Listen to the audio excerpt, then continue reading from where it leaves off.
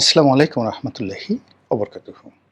সম্মানিত দর্শক, বাংলাদেশের রাজনীতিতে আমেরিকার প্রভাব, আমেরিকার ডিপ স্টেটের মাধ্যমে রাষ্ট্র ক্ষমতায় কারা আসেন, আর সেই ডিপ স্টেট পলিসির কারণে রাষ্ট্র ক্ষমতা ছেড়ে কারা চলে যান, কারা ক্ষমতা হারান, ক্ষমতাহারী ইমরান খানের মতো জেলখানাতে যান, অথবা শেখ হাসিনার মতো দিল্লিতে আশ্রয় নেন, অথবা বাশার আল আসাদের মতো রাশিয়াতে গিয়ে আশ্রয় নেন। আবার অন্যদিকে আমেরিকার দাবিদার হয়ে হামিদ কারজাই হন, কিংবা ধরুন এখন অসীম মুনির থেকে শুরু করে পাকিস্তানের যিনি প্রধানমন্ত্রী রয়েছেন শাহবাজ শরীফ, কত সহজে সেই শাহবাজ শরীফ হওয়া যায়, এগুলো নিয়ে কিন্তু এখন বাংলাদেশে ভীষণ রকম আলোচনা হচ্ছে। তুলনামূলকভাবে একটু কম হচ্ছে এই কারণে যে আমেরিকা এবং ইরানের মধ্যে সংগঠিত যুদ্ধে আমেরিকা নানাভাবে নাস্তানাবুদ হচ্ছে। এই যুদ্ধের পরিসমাপ্তি কিভাবে হবে আজকের দিন পর্যন্ত আমরা জানি না। আজকে যখন এই ভিডিওটি করছি ঠিক সেই সময়টিতে পাকিস্তানে আমেরিকা এবং ইরানের যারা রাজনৈতিক নেতৃবৃন্দ তারা বৈঠকে বসেছেন, কিন্তু মুখোমুখি নন। এখনও সরাসরি তারা একে অপরের সঙ্গে কথা বলা করমর্দন করছেন না। অন্যদিকে পাকিস্তানের প্রতিরক্ষা মন্ত্রী তিনি বিশ্ববাসীকে জানিয়েছেন যে ইরান এবং আমেরিকার মধ্যে সমঝোতা হচ্ছে কি হচ্ছে না এই বিষয়ে যেন কোনো মন গড়া শব্দ, কোনো মন গড়া বাক্য, কোনো সংবাদ মাধ্যম প্রচার না করে, তাহলে সারা বিশ্ব বিপদে পড়ে যাবে। যে কোনো একটি ভুল তথ্য এই সমঝোতার যে উদ্যোগ এটিকে ভেস্তে দিতে পারে। তো যেটা বলছিলাম, ইরান এবং আমেরিকার এই যুদ্ধটা যদি সংগঠিত না হতো, বাংলাদেশে আমেরিকার যে তাণ্ডব, সেই তাণ্ডব আমরা হাড়ে হাড়ে টের পেতাম, যেভাবে এখন টের পাচ্ছে ল্যাটিন আমেরিকার দেশ ভেনিজুয়েলা। সে দেশের প্রধানমন্ত্রী নয়, সে দেশের রাষ্ট্রপতি মাদুরো, তাকে যেভাবে অ্যারেস্ট করে নিয়ে যাওয়া হয়েছে, তুলে নিয়ে যাওয়া হয়েছে, এটা কেবল সিনেমাতেই সম্ভব, জেমস বন্ড সিনেমাতে সম্ভব। ঠিক একই কাঁধে তাকে তুলে নেওয়া হয়েছে। কিংবা যেভাবে ইরানের উপর আক্রমণ চালিয়ে তাদের প্রধান ধর্মীয় নেতা আয়াতুল্লাহ আলী খামেনিকে যেভাবে হত্যা করা হয়েছে, এবং এই হত্যা করার আগে প্রায় 2 বছর ধরে তারা ঘোষণা দিয়েছে যে তারা ইরানের সর্বোচ্চ নেতাকে হত্যা করবে, এবং সেই কাজ তারা করে ফেলেছে। কিন্তু সরাসরি যুদ্ধে জড়ানোর পর প্রকৃতি, পরিবেশ, ইরানের জনগণের মনোবল এবং সেখানকার সামরিক বাহিনীর রণকৌশল, সর্বোপরি হরমুজ প্রণালীর মতো একটি প্রাকৃতিক যে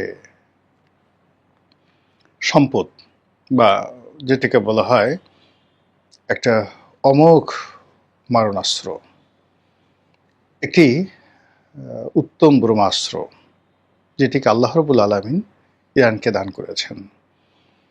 এই হরমুজ প্রণালী ব্যবহার করে ইরান যেভাবে এই যুদ্ধের সমস্ত গতিপথ পাল্টে দিয়েছে, যদি সেটি না হতো তাহলে আমেরিকা নিয়ে বাংলাদেশে যে সকল আলাপ আলোচনা হচ্ছে সেই সকল আলাপ আলোচনা অনেক অনেক বেশি হতো।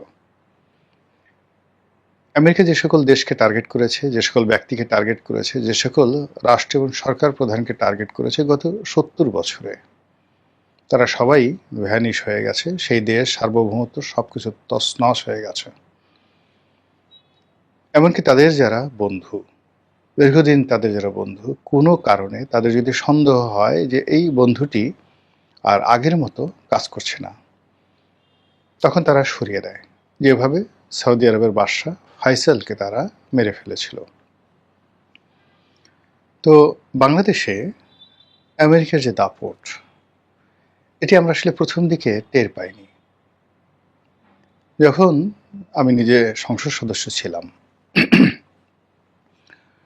তখন আরো অনেকের মতো আমেরিকার সঙ্গে আমারও ভালো সম্পর্ক ছিল। আমেরিকার রাষ্ট্রদূত কিংবা আমেরিকার ফেলোশিপ নিয়ে সে দেশে যাওয়া, সে দেশে ভ্রমণ করা, এই সুযোগ আমার হয়েছে, কিন্তু তারপরেও আমেরিকা সম্পর্কে যে নেতিবাচক চিন্তা চেতনা, সেই নেতিবাচক চিন্তা চেতনা করার সুযোগ আমার প্রথম হয় ড্যান ডব্লিউ মজিনার জামানাতে, যখন তিনি রাষ্ট্রদূত ছিলেন। ওই সময়টাতে শেখ হাসিনা মূলত ড্যান ডব্লিউ মজিনার সঙ্গে খুব খারাপ আচরণ করতেন।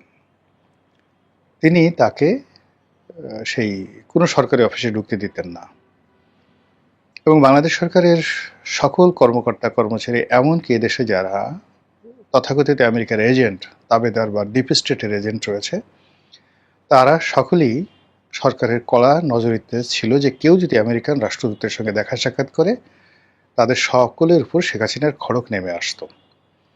এটা আমার ভালো লাগতো না। আমি মনে করতাম যে এটা একটা অন্যায় হয়েছে। কিন্তু যে কোনো একটা ব্যক্তিগত কারণে যখন এই ড্যান ডব্লিউ মজিনা বা মার্কিন রাষ্ট্রদূত, এদের আসল চেহারাটা আমি দেখতে পেলাম,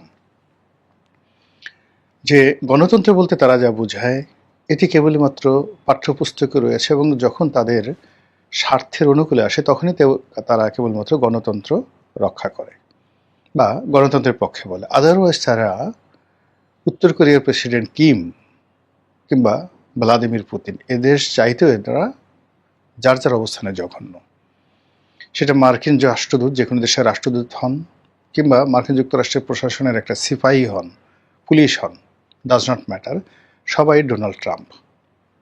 তো এই যে তাদের যে মন মানসিকতা, সেই মন মানসিকতা টের পাওয়ার পর এই রাষ্ট্রটি সম্পর্কে আমার ভিতরে যে নেতিবাচক একটা অবস্থা তৈরি হয়েছে, এবং এরপর থেকে আমি এদেরকে এড়াইয়ে চলি। 2014 সন থেকে 13 সন থেকে আমি এদেরকে এড়িয়ে চলি, এদের ধারে কাছে আমি কখনো যাই না।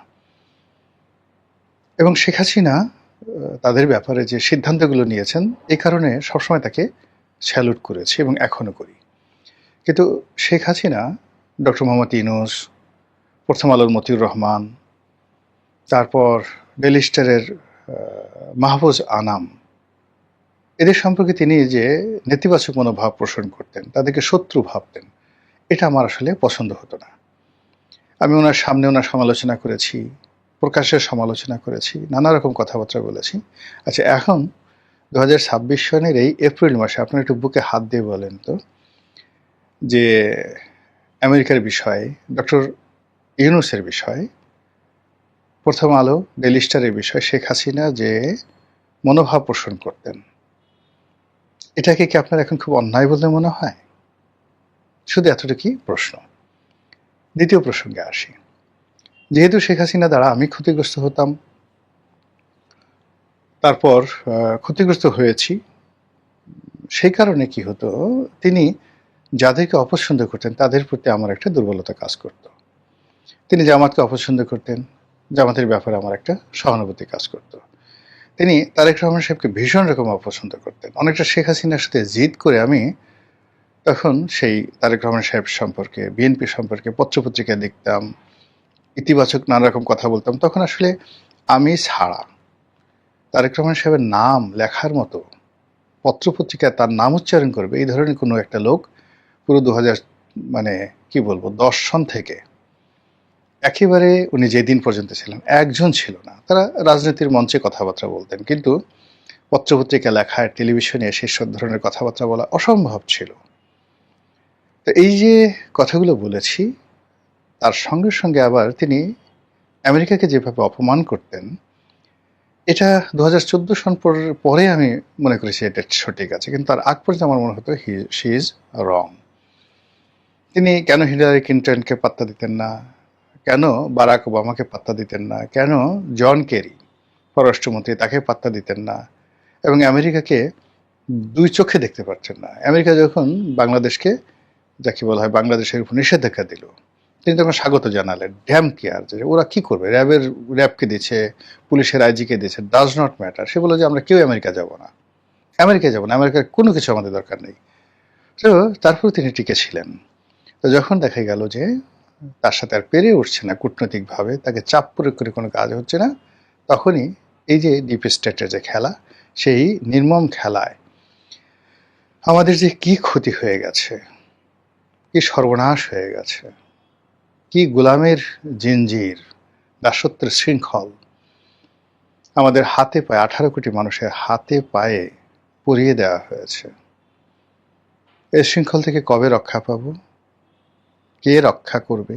কে আমাদের বান্ধব হয়ে এগিয়ে এসে আমাদের এই জাতিকে নেতৃত্ব দিয়ে এই আমেরিকার কবল থেকে আমাদেরকে রক্ষা করবে আমি জানি না।